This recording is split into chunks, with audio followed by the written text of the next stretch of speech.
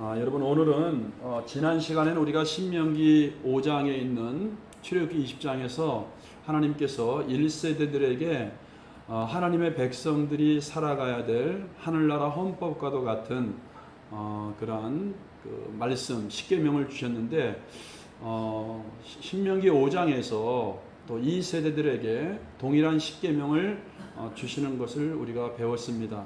그러면서 새로운 세대에게 십계명을 주시면서 그 너희들에게 다시 십계명을 주시는 것은 그 하나님의 말씀, 하나님의 법, 십계명은 과거의 유산이 아니고 그것은 현재 살아있는 하나님의 말씀으로 너희들에게 주시는 하나님의 약속과 하나님의 축복의 말씀이다. 이것을 깨우쳐 주기 위해서 하나님이 주셨다고 말씀을 드렸습니다. 자, 오늘 우리가 신명기 6장 살펴볼 내용도 하나님의 백성들이 하나님 앞에서 하나님의 백성으로서 또 천국 시민으로서 어떠한 삶을 살아야 하는지에 대한 가르침입니다. 특별히 여러분 오늘 신명기 6장은 하나님의 백성들의 가정에 대한, 특별히 자녀들과 그 후손에 대한 그 말씀을 가르쳐 주고 있는 내용입니다. 그래서 오늘 본문 2절을 보시면 이렇게 되어 있습니다. 곧 너와 내 아들과 내 손자들이 평생에 내 하나님 여호와를 경외하며 내가 너희에게 명한 그 모든 규례와 명령을 지키게 하기 위한 것이며 또 내 나를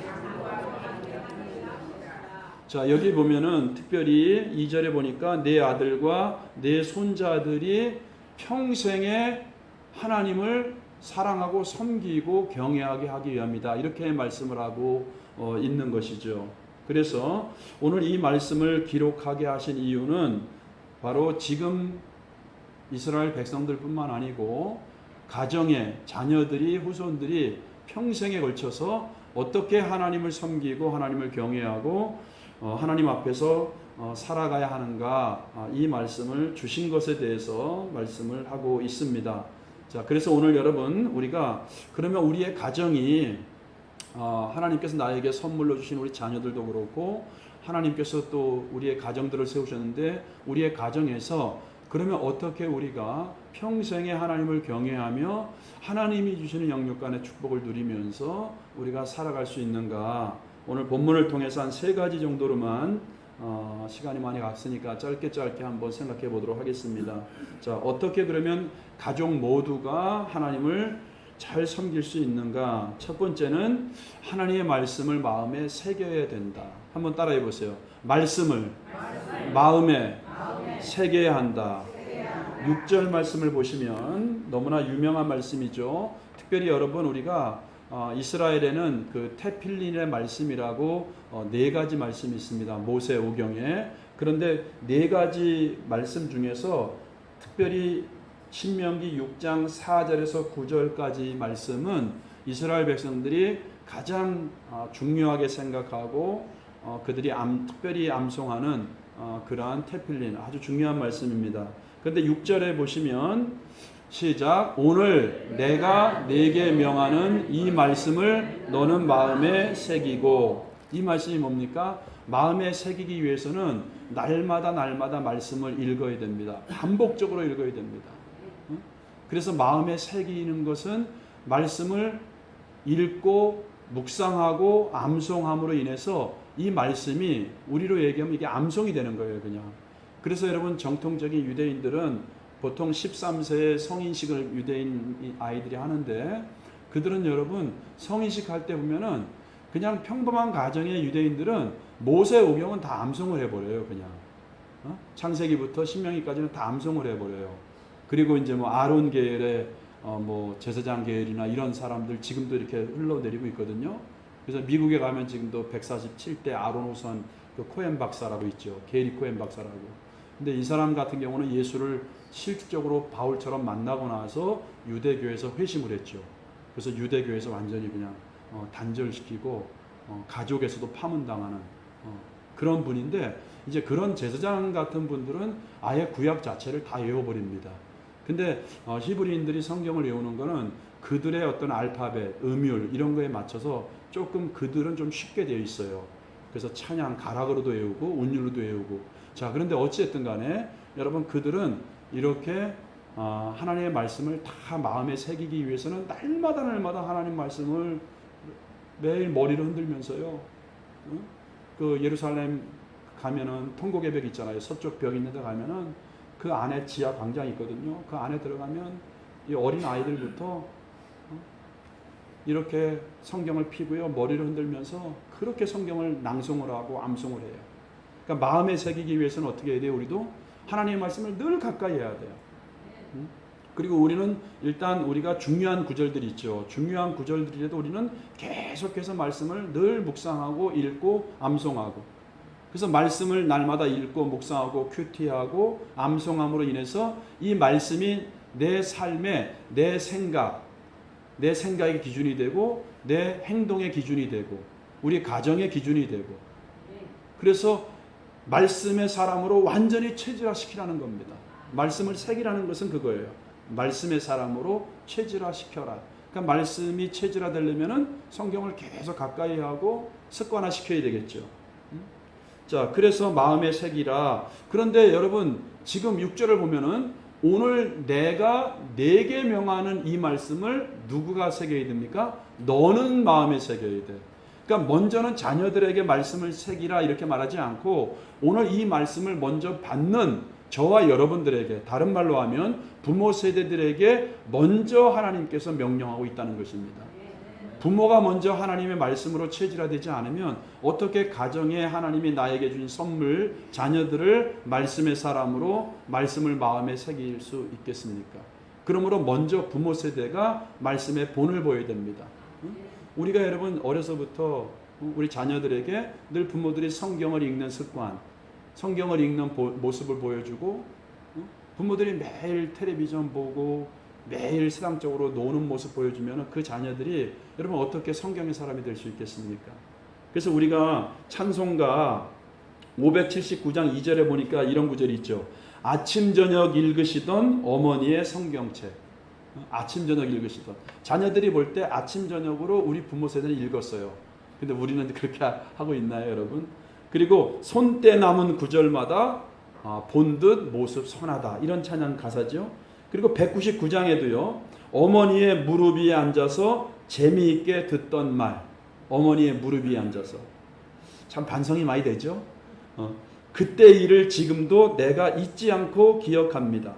귀하고 귀하다 우리 어머니가 들려주시던 재미있게 듣던 말, 이 책 중에 있으니 이 성경 심히 사랑합니다.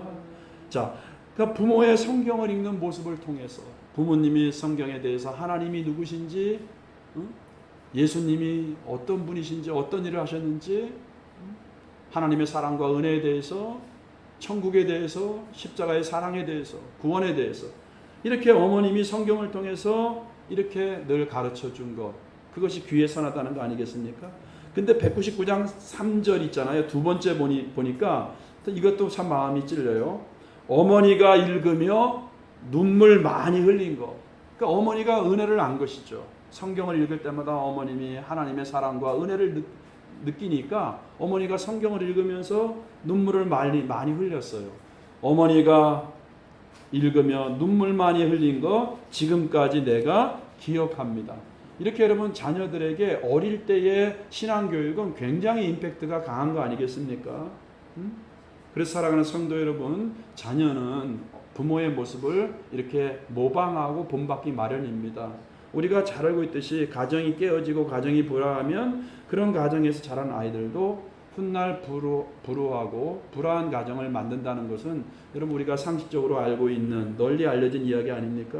그러나 반대로 행복한 부모 밑에서 특별히 신앙적으로도 이렇게 부모들이 신앙의 유산을 남기면서 예배하며, 생각해 보세요. 매일 가정 예배를 드리고 매일 신앙의 어떤 그런 부모의 모습을 보면서 자란 아이들이 믿음의 사람, 성경의 사람이 되는 건 당연하지 않겠습니까?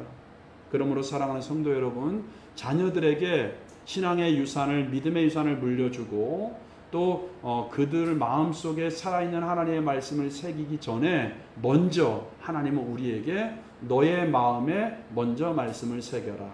내가 먼저 하나님의 말씀의 사람이 되라고 권면하고 있다는 것입니다. 우리 모든 성도들 늦었지만 우리가 지금부터라도 여러분들이 자녀들에게 믿음의 모습을, 하나님의 사람으로서 어떻게 살아가야 되는지 그 모습을 여러분들의 삶을 통해서, 여러분의 말을 통해서 보여줄 수 있기를 바랍니다. 그것이 바로 예배인 거예요. 그것이 예배인 거예요. 그런 것들이 우리 자녀들이 다시 믿음을 회복하는데 영향력을 끼칠 수 있다는 것입니다. 우리 먼저 마음에 새길 수 있는 은혜가 있기를 바랍니다. 두 번째, 여러분, 우리의 가정이 어떻게 하나님을 잘 섬길 수 있는가? 두 번째는 말씀을 가르쳐야 한다는 거예요. 따라해보세요. 말씀을 가르쳐야 한다. 자, 7절을 보니까 내 자녀에게, 시작, 내 자녀에게 부지런히 가르치며 집에 앉았을 때든지 길을 갈 때든지 누워 있을 때든지 일어날 때든지 이 말씀을 강론할 것이며, 자, 말씀을 부지런히 가르치라고 이야기를 하고 있어요. 강론하라고 합니다. 그러니까 가르치라는 말은 뭐예요? 하나님이 어떤 분인지, 말씀을 통해서 하나님과 예수님 구원에 대해서, 또 어떻게 내가 하나님을 섬겨야 되는지 이렇게 잘 전달해주고 알려주라는 것입니다. 왜 우리가 하나님을 섬겨야 되는지, 하나님이 어떤 분이신지, 또 우리 사람은 어떤 존재인지, 또 구원은 무엇인지. 자, 우리가 이런 걸 알려면 뭐예요? 우리가 먼저 성경을 통해서 하나님이 어떤 분인지 알아야 되겠죠. 자, 그래서 우리는 먼저 하나님 말씀을, 내가 하나님 말씀을 통해서 하나님이 어떤 분인지를 알아야 되고, 그리고 또 하나님이 어떤 분인지를 성경을 통해서 자녀들에게 부지런히 가르쳐야 된다. 이렇게 말씀을 하고 있다는 것입니다. 여러분, 이스라엘 백성들은 우리가 에스라나 느헤미야서 같은 경우 보면 알겠지만 이렇게 성경을, 하나님 말씀을 펴서 이렇게 읽잖아요. 그럴 때 성경을 들을 때 다 서서 성경 말씀을 들었다고 합니다. 서서, 하나님 말씀을 서서.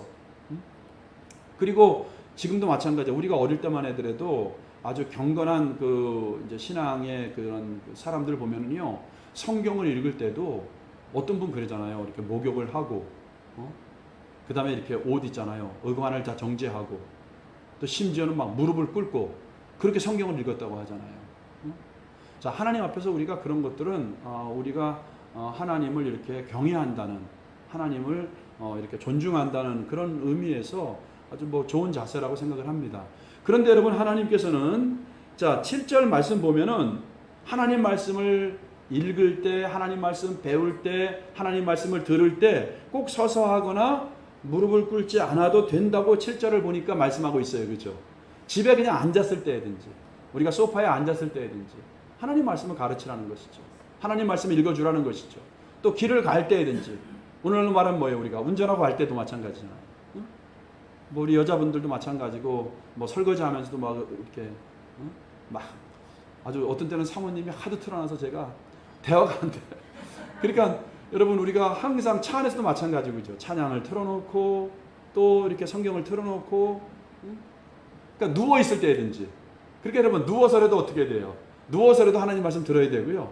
누워서라도 찬양을 들어야 되고요. 누워서라도 말씀을 가까이 할 수 있는 그런 은혜가 있기를 바랍니다. 네, 늘 그냥 하루 24시간을 하나님의 임재 가운데 갇혀서 늘 말씀을 틀어놓고요, 찬양을 틀어놓고요, 찬양을 따라 부르고요.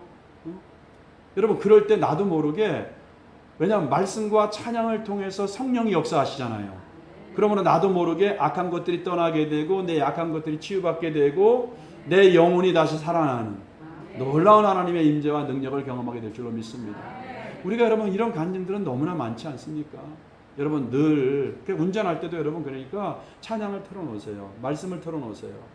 설거지를 할 때도 마찬가지고요. 오늘 꼭 서서만 하나님 말씀을 우리가 들을 필요는 없다. 무릎을 꿇고 우리가 하나님 말씀을 꼭 들을 필요는 없다.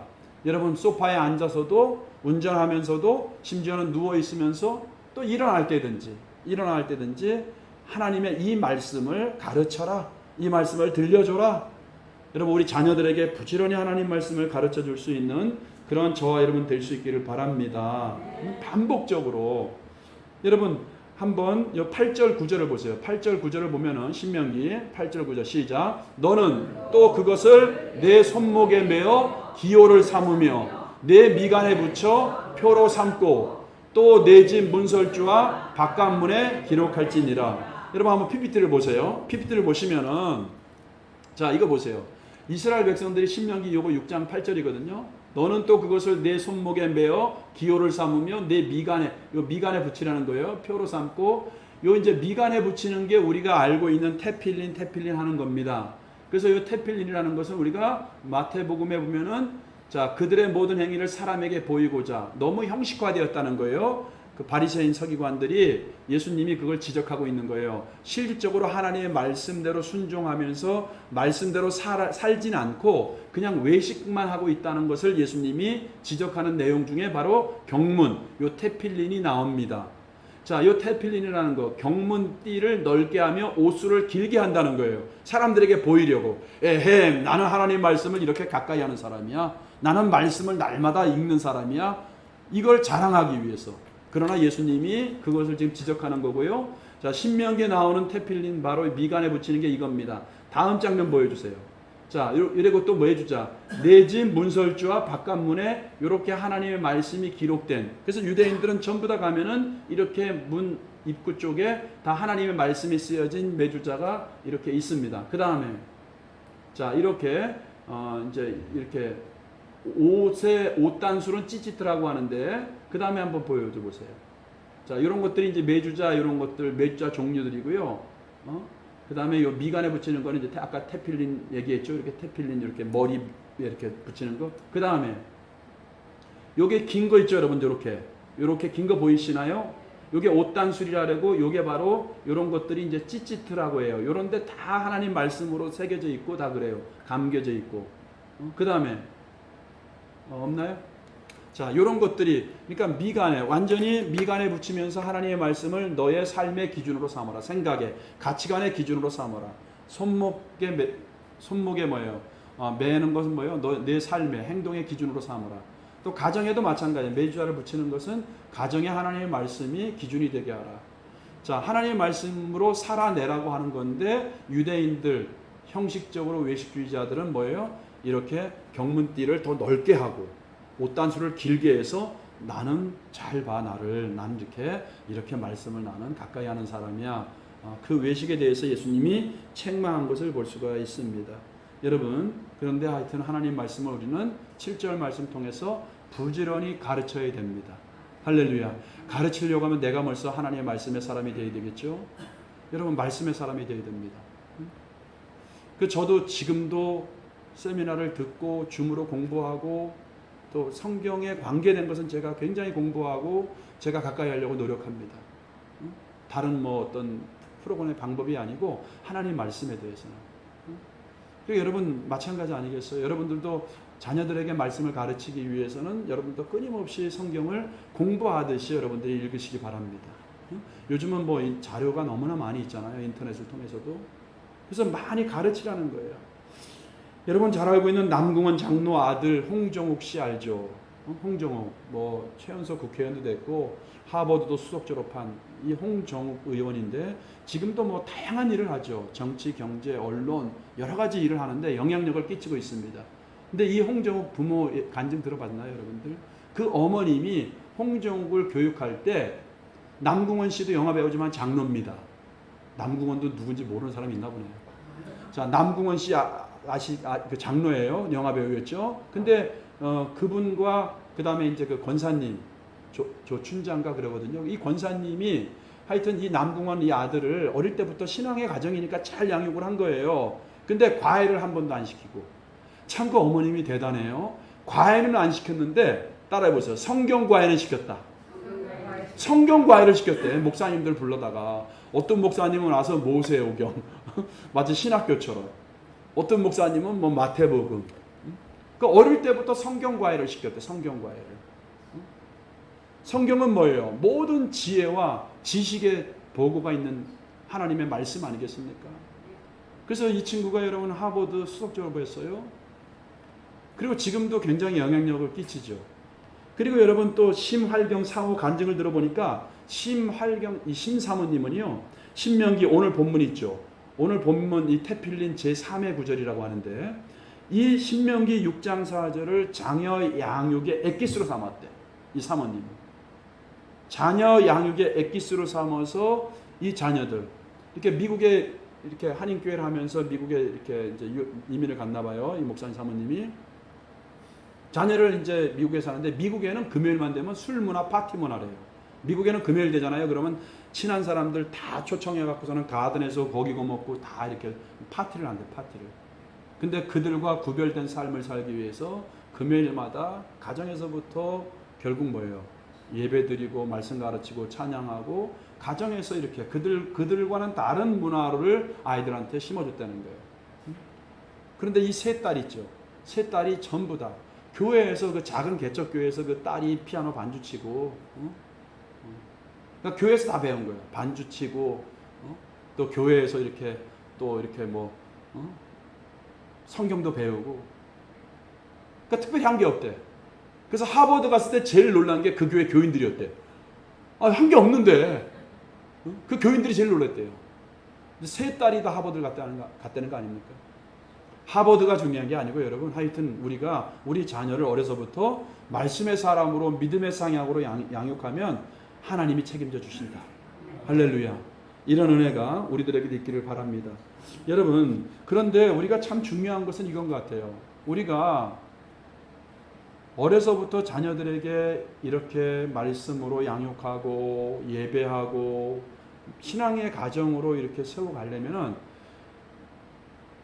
배우자가 일단은 뭐예요? 믿음의 배우자를 만나야 되는 거예요. 여러분 탤런트 그 오영실 이분이 온누리교회 다니는 분인데 이분 간증을 제가 잠깐 들어보니까 오영실 아세요? 오영실?